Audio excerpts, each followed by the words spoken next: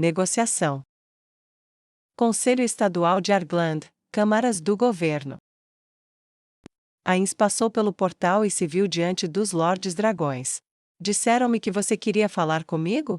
Ains perguntou, fazendo o melhor para manter a voz neutra. Jogue como um morto-vivo, eles vão usar Neia para me manipular se puderem. Não posso deixá-los fazer isso, pelo menos não muito. Sim, serei direto, sua filha está praticamente morta. O Lorde Dragão Platina respondeu de seu assento no centro da forma de meia-lua de suas posições. Ains fingiu ignorância. Vejo que você tem assistido ao julgamento. Você acha que a jogada deles contra ela foi tão efetiva? Que eles realmente vão condená-la à morte? Novamente sua voz permaneceu neutra, mas sua mente correu. Eu devo ter certeza de que eles mesmos desvalorizam o valor de sua assistência. Se eles acham que ela será executada, então o conhecimento da profecia e dos profetas perderá todo o valor que tem. Eu não posso deixá-los jogar o jogo longo. Os Lordes Dragões trocaram olhares entre si enquanto contemplavam sua única vantagem sendo jogada fora em algumas semanas ou mais. Apesar de seus rostos muito diferentes, ele captou os estremecimentos em alguns de seus olhos quando eles de repente entenderam o limite de tempo que poderia apagar sua moeda de troca. Ah, sim, mas supondo que ela sobreviva ao julgamento, presumimos que você não quer que ela morra do jeito que os profetas sempre morrem. O Lorde Dragão Verme disse esperançoso, inclinando-se levemente enquanto falava, como se tentasse avaliar a reação de Ains. O rei morto-vivo permaneceu impassível. Não é segredo que eu valorizo meus servos, desmesuradamente, às vezes, sacrificá-los, mesmo os mais próximos, pode ser algo necessário, mas não deve ser feito sem razão, ou sem ganho. Se você está oferecendo alguma maneira de preservar a vida dela, estou ouvindo. A atitude deles era contida, pois ele parecia pouco interessado em salvá-la. Ele não respondeu à oferta tentadora deles com a ânsia que eles esperavam de um morto-vivo que quebrava o molde. Agora, naquele instante, o ser imóvel parecia a imagem do tirano que os mortos-vivos poderosos sempre foram. Qual o valor da vida dela para você? O Senhor Dragão do Céu Azul perguntou. Inteligente, me force a fazer uma oferta, justo, mas não sou pego tão facilmente assim. Ains pensou consigo mesmo enquanto se lembrava de seus dias como assalariado. Eu poderia oferecer a vocês tesouros que fariam o mundo invejá-los. Eu poderia oferecer a vocês um favor, concedido pela minha magia incomparável. Quando sua nação chegasse a um momento de crise, eu poderia oferecer um comércio favorável que enriqueceria seu reino além da medida. Eu poderia oferecer os frutos do nosso aprendizado, do tipo que eu nem comecei a revelar ao mundo. Eu poderia até oferecer tudo isso, ou eu poderia oferecer a vocês algo muito, muito mais valioso para vocês, de maneiras que vocês ainda não podem nem sonhar. Ains disse, levantando uma mão e levantando um dedo para fazê-los parar. Os Lordes Dragões não conseguiram conter sua ganância dracônica inata, e quase espumaram pela boca pela perspectiva de todas essas coisas, até que ele ofereceu a última coisa como um mistério tentador, e eles se inclinaram para a frente em seus avatares. O que é? O Lorde Dragão de Platina finalmente perguntou. Minha amizade, como pai, como Deus, como rei, eu os tratarei como amigos queridos, e não esquecerei que vocês valorizaram minha boa vontade e a vida da minha filha, mas do que ouro e poder, eu deixarei a escolha em suas mãos, o que vocês pedem, no momento de necessidade do meu servo leal. Ains perguntou com calor em sua voz pelo primeiro momento desde sua chegada. Oh, aquele morto-vivo inteligente. O Lorde Dragão Platina pensou, e viu os mesmos olhares nos rostos de seus companheiros. Uma simples troca havia se tornado uma aliança de fato e não havia custado ao morto-vivo nada. Então é disso que Jirkni falou. Bem, se é para ajudar um amigo no sul, o que mais podemos fazer?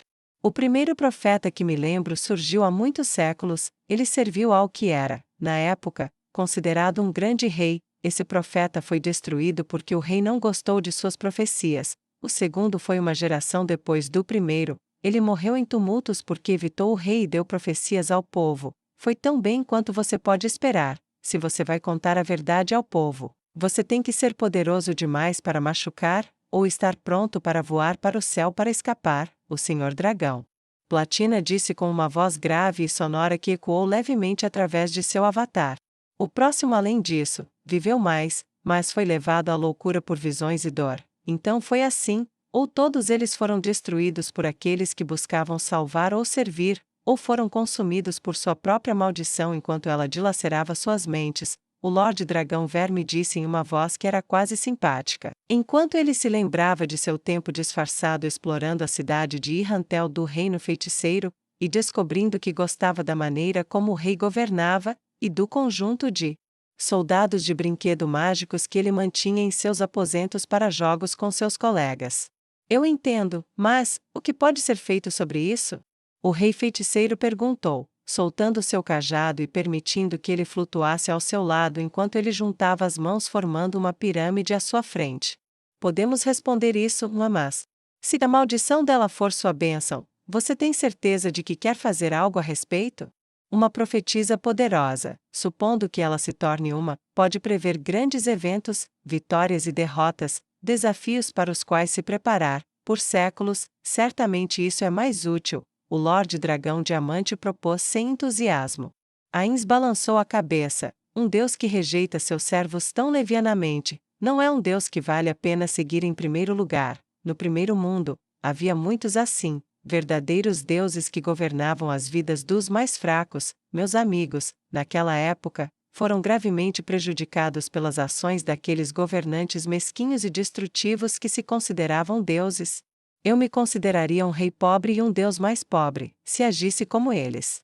A declaração pairou no ar entre todos eles, suas palavras ecoaram nas paredes escuras da câmara que tinham apenas a luz de uma única janela fluindo para onde Ainz estava na frente deles. No passado, tal posição tinha a intenção de envolver a liderança de Argland em sombras. Intimidar colocando o visitante na luz e as vozes dos avatares em sombras confundiriam as mentes daqueles que chegassem a eles despreparados. Mas agora, parecia envolvê-lo como um deus, como se a luz fosse algo santo, sagrado, e isso os perturbava profundamente. O tratamento é este: a maldição não pode ser retirada, não por nenhum poder que conhecemos, mas isso não significa que nada pode ser feito. Significa que ela deve ser privada dos meios pelos quais a maldição é ativada. Sim, nós vimos o julgamento, a dor que ela estava sentindo, é porque ela estava em sintonia com o divino, momentos de grande emoção ou memória, ou buscando o poder de seu Deus, invocarão momentos proféticos. Um profeta que eu me lembro podia invocá-lo à vontade quando ele se colocava em explosões de convulsões estáticas por movimentos selvagens, outro por meditação profunda. Mas ambos eram excepcionalmente poderosos a esse respeito, o Lorde Dragão Obsidiano explicou pacientemente. No entanto, eles ficaram acamados e inconscientes por longos períodos depois. Então eu posso minimizar isso ao ponto em que ela possa viver uma vida quase normal? Ainz perguntou, mas isso não pode ser removido. Tão normal quanto a vida de alguém que chegou muito perto de reis pode ser, o Lorde Dragão Platina respondeu um tanto sarcasticamente. E contanto que ela não seja exposta a nada muito intenso, e contanto que ela não tenha que invocar meu poder, ela consegue, Ainz reiterou, olhando para a escuridão de um Lorde Dragão para o outro em busca de confirmação de que havia entendido. Uma tarefa difícil, mas isso é tudo o que há. Mais do que isso, não sabemos. Nossa nação nunca produziu um profeta, eles são excepcionalmente raros, aparecendo apenas um punhado de vezes ao longo dos séculos em lugares diferentes. E apenas uma vez dois viveram ao mesmo tempo, e então, muito distantes, até onde posso me lembrar, o Lorde Dragão Verme acrescentou. Um tanto apologético. Isso basta, não vou esquecer, Ainz respondeu e pegou seu cajado na mão esquerda novamente. O portal se abriu atrás dele um momento depois, e ele inclinou a cabeça educadamente, então se virou e saiu, desaparecendo como se não estivesse ali. Nós vencemos? O Lorde Dragão Diamante perguntou enquanto olhava para seus companheiros. Eles se entreolharam. A incerteza não poderia aparecer no rosto de um avatar, mas mesmo assim, nenhum deles sentiu que algum dos outros tinha uma resposta para dar. Menova. Comida e dinheiro fazem você popular entre aqueles que estão famintos e pobres. Nua pensou consigo mesmo enquanto se aproximava de Mussula. Sua personalidade amigável e gregária a fez sorrir novamente enquanto ele acenava do carrinho de suprimentos que estava trazendo mais uma vez. Qual é a história de hoje? Ele perguntou entusiasmado, ou você já não tem mais nada? Oh, meu Deus, não, hoje será uma história de traição e expiação. É claro que essa história em particular abrange mais de 100 anos, então levará alguns dias para contá-la. E é claro que há como ela se relaciona com o glorioso serviço de Sua Majestade. Nua sorriu enquanto se levantava e colocava um saco de farinha sobre cada um dos ombros. Então se afastou e esperou enquanto Mussula pegava alguns para si, e eles caminharam juntos pela rua até onde a área de armazenamento estava tomando forma nos fundos do templo. Mussula ficou em conflito. Assim que ouviu a história, seu sangue bombeou forte e ele mal podia esperar por mais. Droga, toda vez que penso que finalmente posso roubá-la, ela tem algo novo para mim. Vou garantir que vou comparecer, ele disse enquanto olhava para onde os trabalhadores já estavam ocupados e os vendedores de alimentos já estavam em peso, mas, para sua surpresa, havia outros lá também, claramente vendendo materiais não alimentícios. O que é isso? Ele perguntou quando estavam prestes a sair de vista para além do prédio. Ela parou e olhou para onde ele havia voltado sua atenção. Outros vendedores, investi algumas pratas neles para comprar suprimentos para fazer produtos para vender aqui, e dei aos trabalhadores e artesãos um pequeno bônus. Tenho que dar o pontapé inicial nas coisas aqui ou nada vai melhorar. Próximo passo. Preciso da sua ajuda novamente, Nua disse enquanto começava a andar em direção à área de armazenamento. Com o quê? Mussula perguntou com interesse enquanto olhava para o pequeno elfo ao seu lado e eles jogavam seus sacos de farinha no chão. Francamente, a farinha é cara para a quantidade que estamos recebendo. Preciso de produtos mais baratos. Quero visitar algumas fazendas. Se você puder me ajudar, eu pagaria pelo trabalho, Nua explicou esperançosa enquanto colocava outro par de sacos nos ombros. Mussula lançou-lhe outro olhar enquanto ele mesmo pegava alguns. A maneira como ela se movia parecia diferente. Seu andar era confiante, mas a maneira como seus ombros rolavam quando impactados falavam de algum treinamento de combate. E ela parecia confortável se movendo sob pesos pesados em relação ao seu tamanho. Ele arquivou isso para posterior consulta com outros. E voltou seus pensamentos para o pedido dela. O que você vai fazer lá? Ele perguntou, em dúvida, eles já produzem o máximo que podem. Provavelmente sim, com seus métodos atuais, mas Sua Majestade introduziu uma série de novos métodos em outros lugares que ele governou, e fornece o melhor trabalho possível para a tarefa, permitindo colheitas muito maiores. Se eu puder melhorar a produção deles, espero conseguir um desconto para templos aqui, em troca de conhecimento e recursos. Nua retransmitiu a resposta com a confiança suave de alguém que parecia certo de que tinha algo a oferecer. Tudo bem? Quando? Ele perguntou com interesse e acrescentou: e quanto você oferece? 5 pratas, 2 se eu te mantiver entretido ao longo do caminho? Ela propôs agradavelmente. Eu adoro uma boa história. Ele admitiu e deu de ombros. Tudo bem, combinado. Bom, termine o resto, pode? Preciso começar isso, Nua disse enquanto apontava o polegar em direção à multidão reunida. Mas hoje, Mussula disse evasivamente. Mais a cada dia, Nua disse com orgulho na voz e no rosto brilhante e sorridente, quando o templo estiver concluído, espero que esteja bem lotado. Não muito longe, enquanto ela se dirigia para a plataforma agora um tanto melhorada que era várias caixas empilhadas criando uma espécie de escada para seu uso, ela ouviu o som do julgamento começando. Raymond estará lá? Eu deveria, não, eu quero ir vê-lo.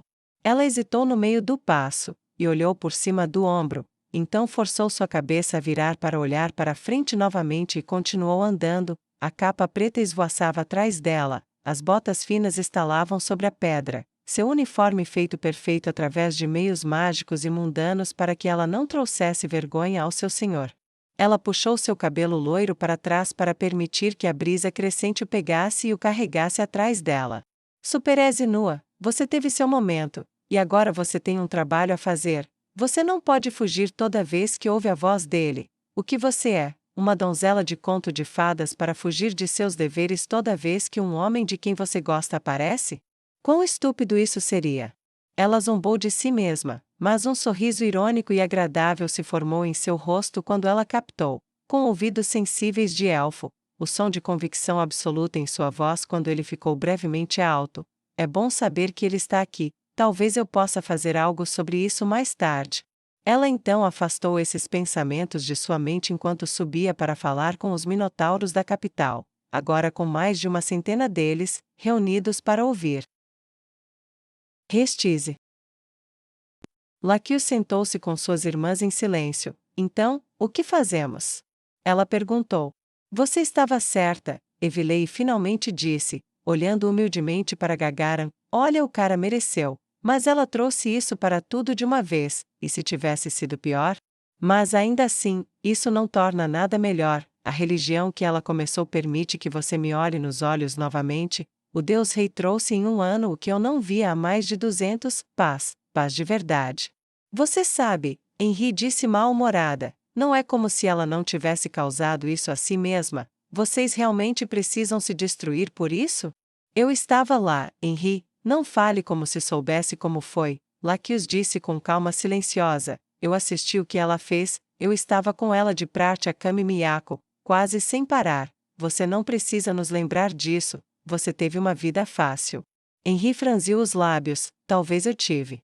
Nada de talvez sobre isso, você recebeu instrutores para transformar seus soldados comuns em incomuns, você tinha goblins, dragões, heteromorfos, demi-humanos quase imparáveis. Você tinha o exército mais forte da guerra, nunca houve chance de você perder, não realmente. E enquanto você tinha um inimigo perigoso, ele é basicamente um bom homem. Não tínhamos isso no oeste. Não tínhamos isso quando nos mudamos para o sul. As medidas brutais que foram tomadas eram frequentemente uma arma por si mesmas, e tivemos que lutar contra demônios como Sushala, Yuri e remédios. Esses três teriam se encaixado perfeitamente sob a bandeira de Jaldabaoth. E havia muitos fanáticos sob eles. A carranca de Laqueus se aprofundou. Havia muita coisa sobre nossos ombros, todos nós, mas nós também estávamos sobre os ombros dela, porque ela estava no comando. Ela cometeu erros, mas nós voltamos vivos. Muitas pessoas voltaram vivas. Você não podia simplesmente deixar os mortos descansarem. Para mim, estar lá era punição suficiente para uma dúzia de vidas. A aventureira loira estremeceu.